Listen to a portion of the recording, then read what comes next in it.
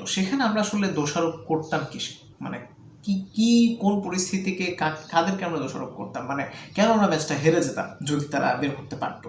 সেটার একটা বড় কারণ হতে পারে আমরা তৃতীয় দিন পুরো দিনটা আমরা ব্যাট করতে পারিনি, শেষে 2টা ওভার আমরা পাকিস্তানিদেরকে ব্যাট করতে দিয়েছি, মানে আমরা অল আউট হয়ে গেছি।